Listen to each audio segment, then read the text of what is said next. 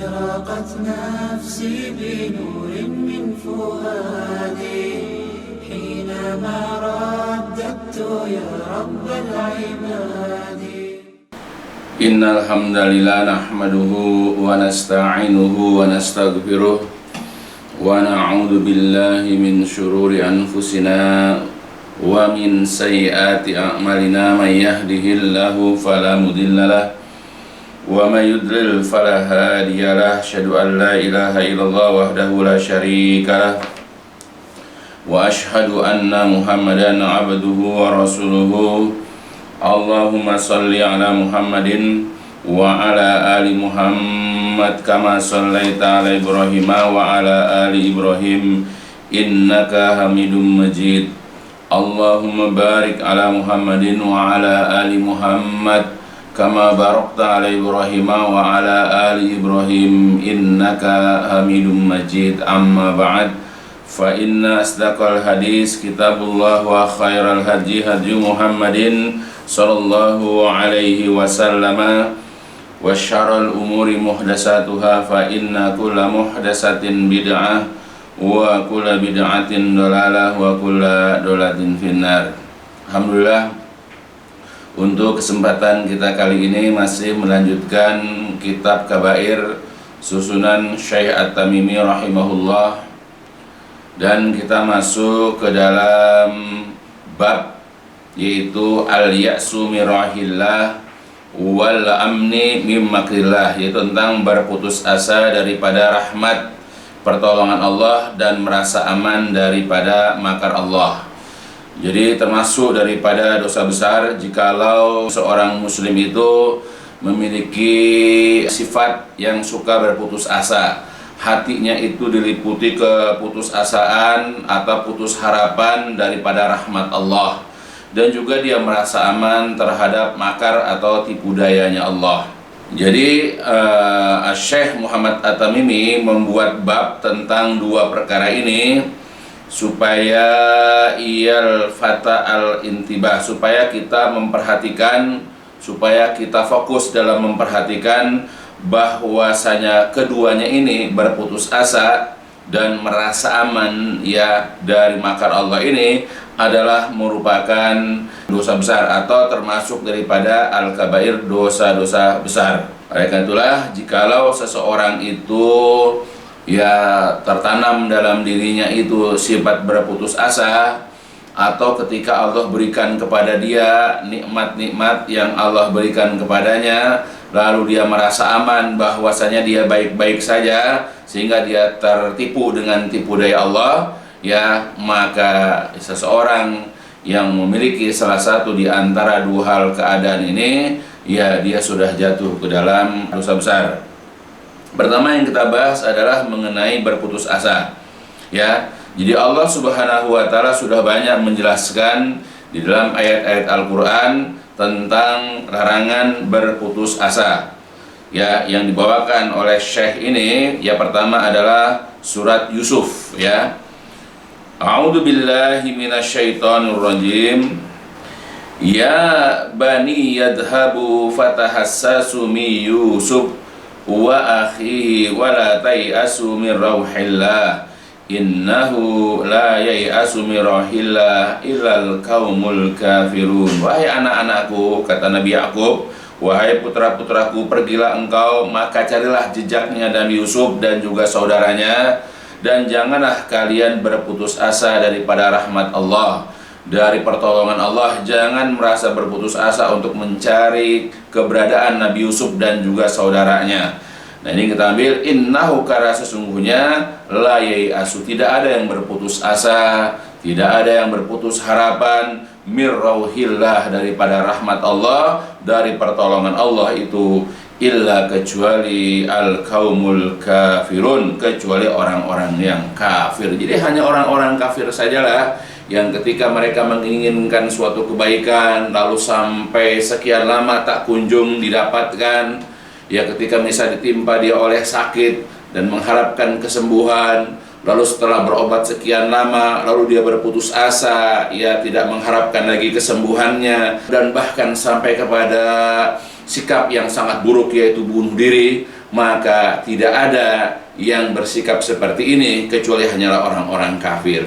Orang-orang yang beriman, orang-orang yang menyatakan dirinya memiliki iman, dia tidak boleh berputus asa. Ya, begitupun jikalau orang hidup dalam kemelaratan misalnya, sudah sekian lama dia mengumpulkan ya rezeki dengan bekerja, tapi sampai sekian lama hidupnya masih dalam kesusahan, masih dalam kepapaan. Kalau dia seorang muslim yang baik, tidak ada rasa putus asa dalam dirinya, dia terus akan berusaha ya untuk mencari nafkah untuk dirinya, dan kalau dia sudah berkeluarga untuk keluarganya, dan tidak terbetik putus harapan sedikit pun dalam dirinya. Dia akan terus berusaha mencari nafkah ya dan menafkahi keluarganya. Ya, begitu juga dalam masalah-masalah yang lain ya. Nah, ini contohkan ya nanti oleh Nabi Ibrahim ya, disebutkan di sini dalam kisahnya adalah, maka inilah Nabi Ibrahim, lam yarzuqhullahu ta'ala az-zurriyah wa kana qad kabir. Jadi inilah kisah Nabi Ibrahim alaihissalam, yang dimana Allah belum memberikan rizki kepadanya keturunan, pada sungguh-sungguh kabiro, dia telah sepuh, dia sudah sangat tua. Illa annahu lam yaqnut, hanya saja Nabi Ibrahim itu tidak pernah berputus asa mir rahmatillahi ta'ala, rahmat Allah ta'ala, ila an ja'athul malaikah, sampai datanglah ya kepada beliau ya para malaikat, wa basyarathu bil walad, yang nanti akan memberikan kabar gembira akan kelahiran seorang anak. Fabasyaruhu bi Ismail, summa bi Ishaq, summa min ba'dihi Yaqub alaihimussalam. Kemudian para malaikat itu datang kepada Nabi Ibrahim alaihissalam untuk memberikan kabar gembira kepadanya akan kedatangan ya akan lahirnya putranya, yaitu Nabi Ismail. Kemudian setelah Nabi Ismail, kemudian Nabi Ishaq. Kemudian setelah Nabi Ishaq, dari keturunan Nabi Ishaq ya muncul lagi Nabi Yaqub alaihimussalam.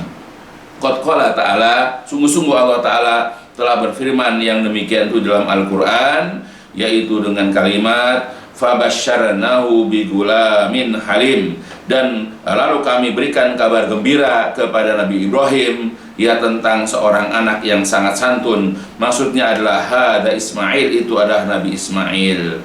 Kemudian juga dalam ayat yang lain ya wabasyaruhu bigulamin alim, dan mereka para malaikat memberikan kabar gembira kepada Nabi Ibrahim akan kelahiran seorang anak yang cerdas. Hada Ishaq, itu adalah Nabi Ishaq ya. Kemudian setelah Nabi Ismail, setelah Nabi Ishaq, kemudian datang lagi kabar gembira yang lain, yaitu akan datangnya keturunan dari mereka, itu Nabi Yaqub dan seterusnya. Yaitu jadi walaupun dalam usia yang sudah sangat lanjut ya Nabi Ibrahim, sedangkan saat itu belum memiliki keturunan seorang pun, seorang anak pun ya, tapi tidak pernah terlintas, tidak pernah terbetik sedikit pun dalam diri Nabi Ibrahim itu berputus asa. Dia hanya bisa meminta, dia hanya bisa berdoa kepada Allah dan sambil berusaha. Akhirnya dalam usia yang sudah sangat lanjut ya Allah berikan kepada Nabi Ibrahim yaitu dua putra, yaitu Ismail dan Ishaq.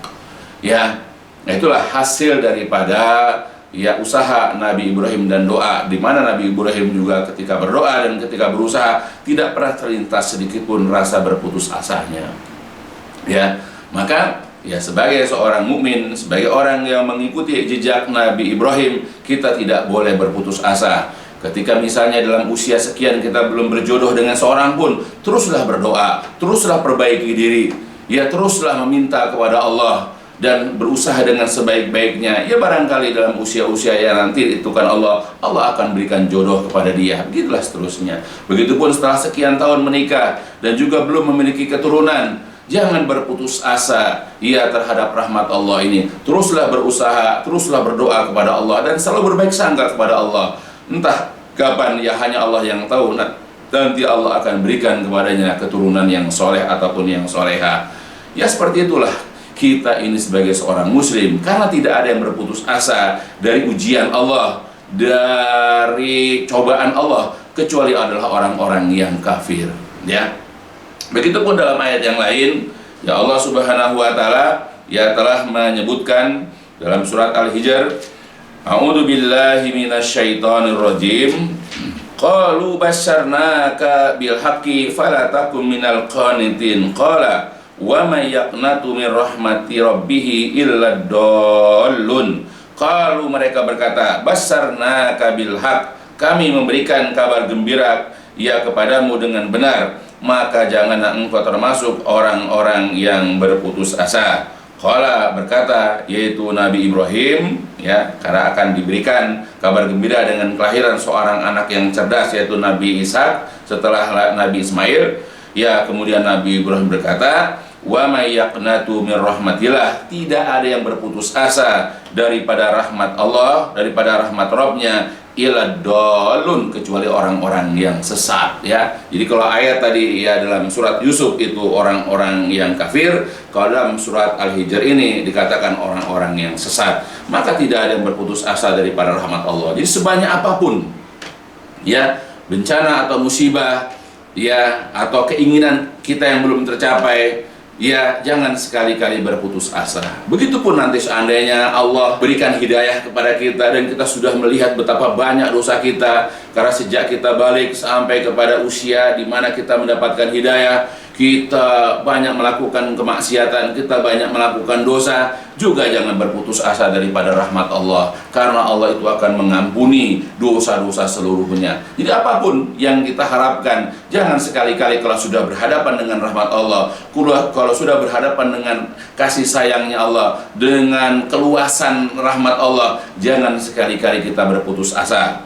Sebagaimana di dalam Al-Quran surat Az-Zumar ayat ke-53, Allah Subhanahu wa taala berfirman, A'udzu billahi minasyaitonir rajim.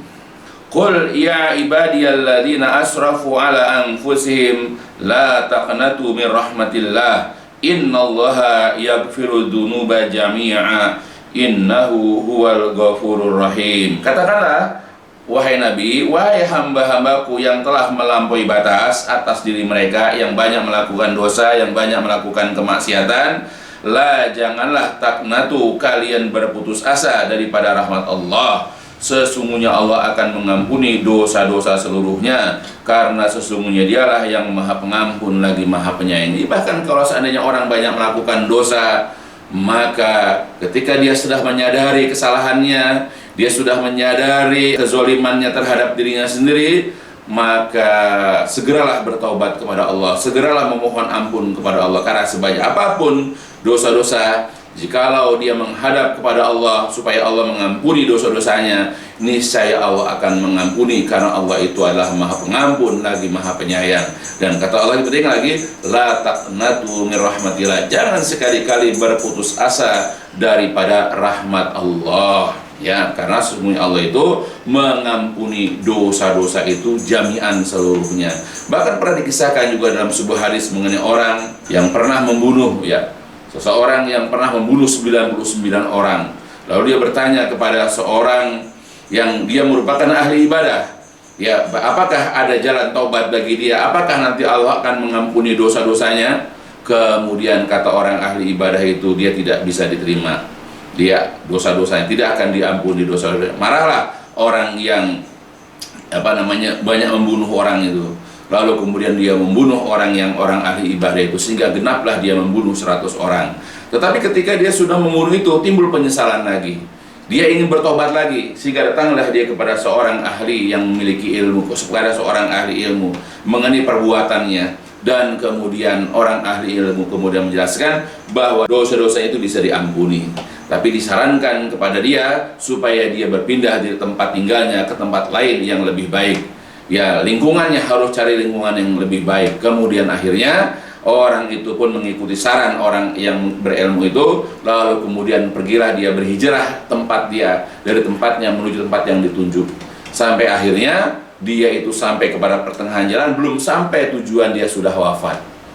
Ya, kemudian terjadilah ya suatu kejadian, datanglah malaikat rahmat dan malaikat azab untuk memperebutkan orang ini. Kemudian datanglah malaikat penengah untuk mengukur tempat yang dituju. Ternyata tempat yang dituju itu lebih dekat, ya jarak hanya barangkali sejengkal. Kemudian akhirnya malaikat rahmat ya itu membawa orang tersebut. Jadi artinya orang yang pernah membunuh 100 orang tetapi dia bertobat benar-benar, ya apa yang dia telah lakukan selama ini adalah merupakan perbuatan dosa dan keliru, selama orang itu bersungguh-sungguh dan tidak berputus asa daripada ampunan Allah, maka Allah akan mengampuninya. Nah seperti itulah kita. Jadi jangan terpaku kepada banyaknya dosa.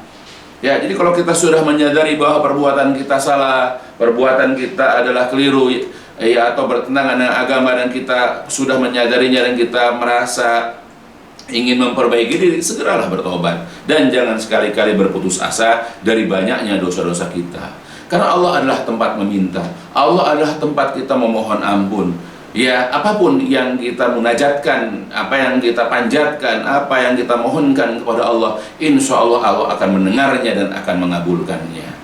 Ya, jadi jangan sekali-kali berputus asa daripada rahmat Allah. Banyaklah kisah, contoh Nabi Ibrahim, contoh juga Nabi Ayub dengan sakitnya misalnya, dan banyak lagi yang lain. Ya, termasuk juga kita banyak melakukan dosa, ya, atau apapun itu. Kisah-kisah terdahulu itu menjadikan pelajaran buat kita bahwa apapun yang kita harapkan, apapun yang kita inginkan, kalau belum tercapai, jangan berhenti untuk selalu meminta kepada Allah. Jangan berburuk sangka dengan Allah, karena kita yakin Allah pasti akan mengabulkan, Allah pasti akan memberikan segala doa yang kita munajatkan, yang kita panjatkan, ya, ke sisinya, jikalau kita mohon dengan penuh keikhlasan. Ya, maka bersungguh-sungguhlah, ya, dalam meminta kepada Allah Subhanahu wa ta'ala. Yaitu adalah merupakan dalil-dalil di dalam Al-Quran tentang larangan, ya, dari berputus asa terhadap rahmat Allah.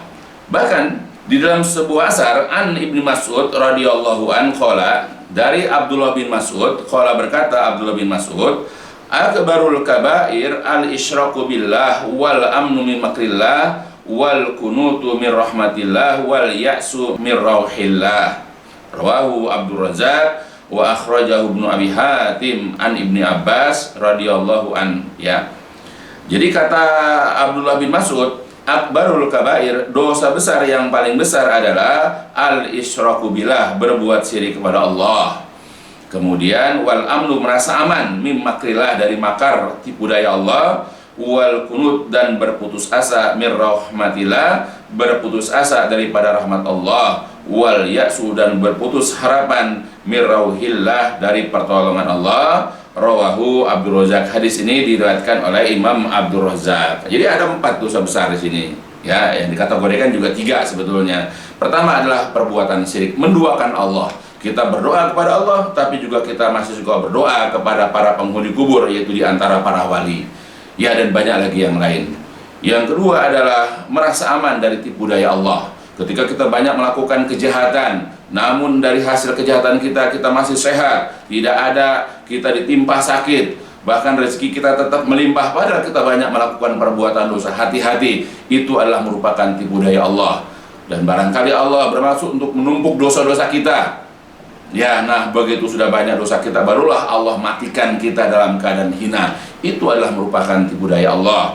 Dan yang ketiga, keempat adalah berputus asa daripada rahmat dan berputus harapan daripada, ya, pertolongan Allah. Maka janganlah kita berputus asa maupun berputus harapan daripada rahmat dan pertolongan Allah. Begitu juga dalam hadis yang lain, dan diriwayatkan Ibnu Abi Hatim dari Abdullah bin Abbas radhiyallahu anhuma, hadisnya juga secara marfu', walafzuhu, dan lafaznya adalah su'ila, dia pernah ditanya, mal kabair, apakah itu dosa besar? Ya, mal kabair, apakah itu dosa besar? Kemudian faqala, berkatalah Ibnu Abbas radhiyallahu anhuma, al isyraku billah wal amnu min makrillah wal ya'su min rauhillah, yaitu berbuat syirik terhadap Allah, aman terhadap tipu daya Allah, dan berputus asa daripada rahmat atau pertolongan Allah Subhanahu wa ta'ala. Itu hampir sama, ya, dari yang diriwayatkan oleh Ibnu Mas'ud dan Ibnu Abbas radhiyallahu anhuma.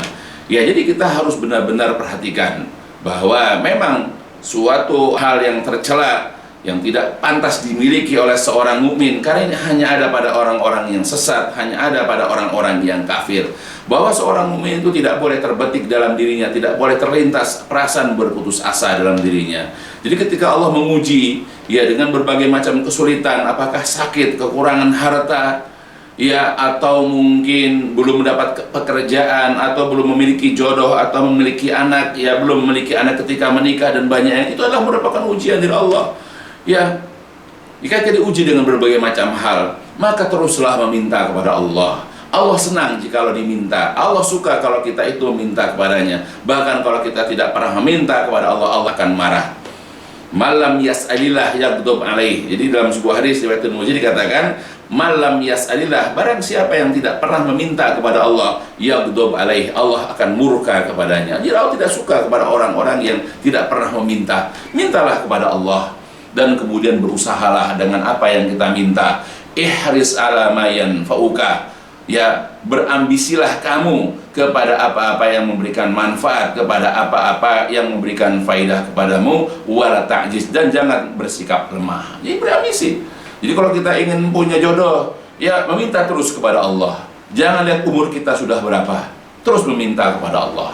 Kemudian berusaha. Kalau seorang laki-laki cari pasangan yang sepadan dengan dia akidah atau keimanannya. Begitupun wanita, tidak terhalang bagi dia untuk mencari pasangan yang layak buat dia, dan gak apa-apa dia juga menawarkan dirinya untuk dinikahi. Begitupun kalau sudah menikah dan belum memiliki anak, teruslah meminta kepada Allah dan teruslah dia berusaha. Ya, kita nggak tahu umur berapa kita memiliki keturunan, dan begitu seterusnya. Ya, yang penting adalah ihris ala ma yanfa'uka. Setelah hilang rasa putus asa dari kita dan senantiasa kita berdoa kepada Allah, ya, dengan apa yang kita inginkan, maka berusahalah terus dan jangan bersikap lemah. Jangan kemudian kita berburuk sangka kepada Allah Subhanahu wa taala, karena ya, berputus asa ini adalah merupakan perkara yang sangat tercela dan termasuk dosa besar. Apalagi kalau ya, berputus asanya kita ini akan menyebabkan kita menjadi depresi, menyebabkan kita menjadi hilang kesadaran, bahkan sampai kepada bunuh diri, al-iyadzubillah. Ya, ada larangan khusus berkenaan dengan perkara bunuh diri ini, yaitu ancaman hukuman Allah kelak di hari kiamat di dalam neraka. Jauhilah semua perbuatan itu.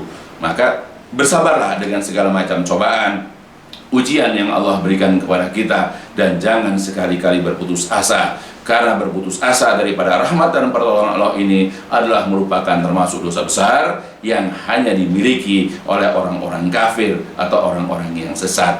Adapun kemudian selanjutnya di antara dosa besar lagi adalah kita merasa aman, kita merasa tentram dengan tipu daya Allah. Hati-hati. Ya, ketika kita ini berbuat maksiat, berbuat dosa, lalu sampai sekarang kita masih merasa aman saja, kita merasa baik-baik saja, kita masih sehat, bahkan rezeki kita melimpah, bahkan semua yang kita inginkan, semuanya itu terwujud, ya, semuanya terkabul, ya, apa yang kita inginkan.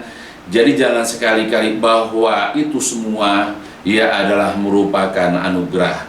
Boleh jadi ini adalah makar Allah, yang Allah bermaksud hendak mengumpulkan, ya, hendak menghimpun, hendak memperbanyak dosa-dosa kita, ya, karena kekafiran, keingkaran, dan kemaksiatan kita. Sehingga ketika sudah menumpuk perbuatan maksiat, sudah banyak dosanya, baru Allah wafatkan kita, na'udzubillah, dalam keadaan su'ul khatimah, aliyahzubillah. Maka hati-hati. Jadi jangan merasa bahwa kita banyak melakukan maksiat, banyak mengingkari ayat Allah, banyak mengingkari ayat, mengolok-olok ayat, mengolok-olok hadis, yang mempermainkan agama Allah, mempermainkan ajaran Allah, dan kita merasa hidup di sini nyaman saja, rezeki melimpah, banyak orang suka, dan seterusnya. Jangan kita tertipu dengan tipu daya Allah, karena Allah barangkali membiarkan kita ini hidup dalam beberapa waktu lagi, tetapi dengan tujuan Allah hendak memperbanyak dosa kita terlebih dahulu. Ketika kita sudah banyak dosa, lalu Allah wafatkan kita, ya, dalam kondisi seperti itu, maka celakalah kita, binasalah kita. Berhati-hatilah dengan tipu daya Allah ini, karena juga merupakan, ya, perbuatan, ya, daripada dosa-dosa besar. Oleh sebab itulah, ya, mudah-mudahan, ya, kita sebagai umat Islam yang baik, sebagai seorang muslim yang memang patuh kepada Allah dan juga patuh kepada Rasulullah Shallallahu Alaihi Wasallam, jauhi dan hindarilah, ya, sifat-sifat, ya, ataupun sikap-sikap yang tidak baik dari diri kita, yaitu khususnya dalam bab ini adalah berputus asa, berputus harapan terhadap rahmat, terhadap pertolongan, terhadap kebaikan-kebaikan yang Allah nanti akan berikan kepada kita. Bersabarlah dengan cobaan, bersabarlah dengan ujian, sampai datang waktunya Allah berikan itu kepada kita seluruhnya. Dan yang penting lagi adalah dengan kebaikan yang kita peroleh, ya tetapi kita merasa aman dari tipu daya Allah, artinya kita mendapatkan kebaikan tetapi kita masih berbuat maksiat, kita masih mengabaikan kewajiban-kewajiban kita. Berhati-hatilah, barangkali Allah hendak bermaksud ya kepada kita supaya menumpuk kesalahan dan dosa kita, dan di saat itulah na'udzubillah Allah wafatkan kita dalam keadaan su'ul khotimah, aliyahzubillah.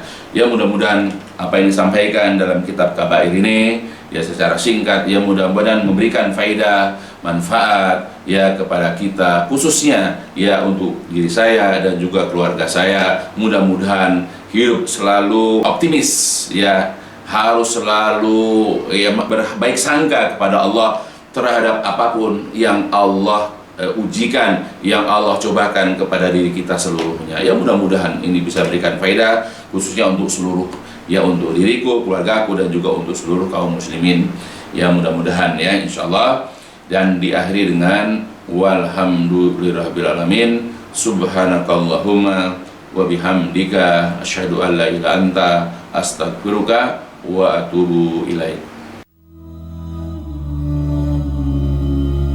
لسوف أعود يا أمي أقبل رأسك